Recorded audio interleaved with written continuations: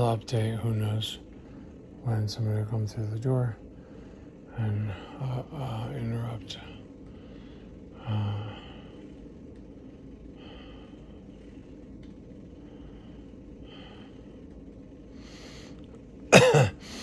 Seemed like a better day, less pain, more physical therapy, more moving, a bit more to eat. That's hard. One difficult part is this dry mouth. Really difficult. But I'm sure of all the complaints of the body, the dry mouth isn't a big one, but literally just a couple of moments without bathing it. And it feels very difficult, maybe impossible to talk. Certainly lower energy levels. They're trying to puzzle out my nutrition and my blood sugar and looking for infection. They're going to do a stool sample. I think yesterday were unable to get my blood sample. I have a variety of lines in me all over the place. So today they put this line in called the PICC line, double lumen PICC line. So they should be able to draw blood from that. And then I think that will become my nutrition line. This line, I think, is currently my nutrition line. But I guess tomorrow when this I don't know where. There she is. That's my nutrition right there. Bunch of lipids and all that kind of minerals and stuff. But I think when that's done, then they'll put it in the PICC line. The OT person, my plan for today was to impress them and impress whoever cared what I ate or could eat. I probably didn't impress anybody with eating, but I did get half a banana and a little bit of peanut butter. I don't know what time it is. Sometime after noon. I ordered a little bit of food, like breakfast cereal. We'll see if I can do that. But stuff has really lost its taste for me. So even if in my mind I'm like, oh, I think I can eat that in terms of texture and smell, and it gets here and I'm like, feels way dialed back. So I don't know. I'm getting some Gatorade because they're concerned about my electrolytes and salts. The output on my colostomy has been pretty high, so they're doing this stool sample to see if there's an infection. So anyway, I talked to Dr. Adam Patel, who's the surgeon who did diversion, I guess they call it. He took care of the blockage. And he seemed to think I wouldn't have the colostomy bag terribly long. I don't know what that means. But I'm not going to bank on it. I'm going to see what happens. Sorry, it's already so dry.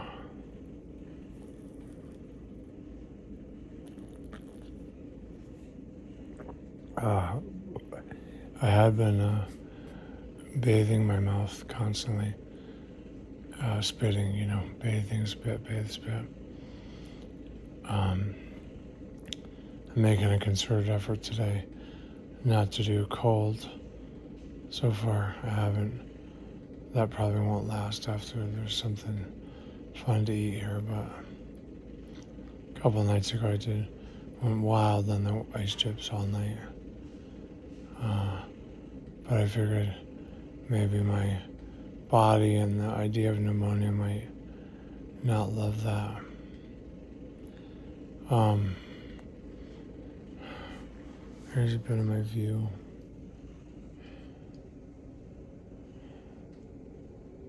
Hopefully you can see that a little bit.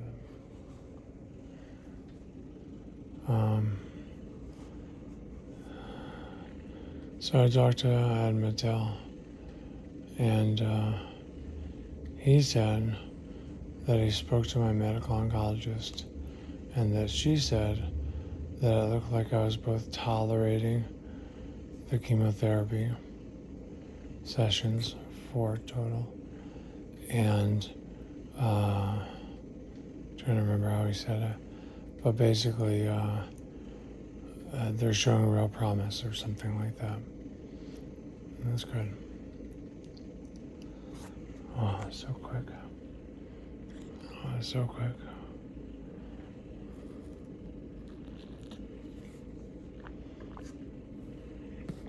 I tried to do a live stream this morning early. I got myself to the chair, but then the parade of professionals showed up and it didn't happen. So then I asked him about Dr. Billingsley. Dr. Billingsley is the liver surgeon. Maybe he's an oncological liver surgeon, I'm not sure. I had one meeting with him that went great, and I'm really excited. But anyway, I had asked him about Dr. Stein, who's my medical oncologist, running me through the study and the chemo. It sounds like at some point they'll do the chemo here while I'm here, so I won't need a ride to Divine Street, I guess. I don't know. And Dr. Pantel, having talked to Dr. Stein, said his understanding is that they were thinking about doing a pause anyway. And I asked him about my CAT scan, because after 4 weeks in my calendar, they had put me in for a CAT scan.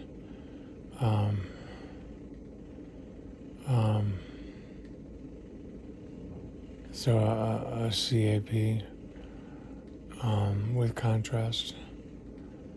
But what I paid attention when I was here and the real crisis at the beginning, the CAT scans I got seemed to cover that. Of course, I could misunderstand, and the study could require them to happen on a certain day, or I don't know. But I asked Dr. Bantel, and he said he saw those, and he thinks they got the imaging they want. So I asked him about that, and he said, Dr. Billings is going to be very happy because the tumor is almost not there on the hepatic dome. Of course, that means he's going to want to operate to actually get rid of what is there. We can talk about that. But that's the first I'd heard anything about that. I don't know how certain that is, or if they do extra imaging first, or, that's enough for them to get in there and do what they do. I don't know. Then I asked him about the primary tumor and the sigmoid. And he said, don't really see any change in the size. But he goes, but I have a whole lot to work with. I'll get in there, take it out. I could take out a whole bunch of colon and nobody knows. He seemed like zero worried. And he did tell me that when he was in here to do this diversion colostomy bag, he said he had to look at it. So I guess he's had eyes on it. So I guess that's something I didn't realize, that they had. So my understanding of the plan from, a few months ago is the same as I have now, which is that they might like to do the operations together with Dr. Billingsley on the liver, Dr. Bantel on the sigmoid, the cancer, and they both do it together. Okay. Um, uh,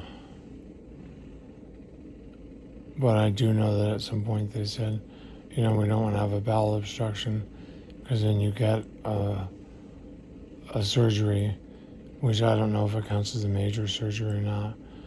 But I think his language used the word major at some point. I can't talk. Oh my goodness.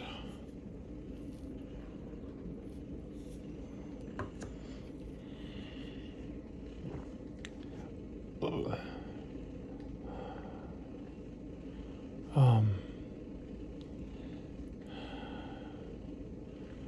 uh,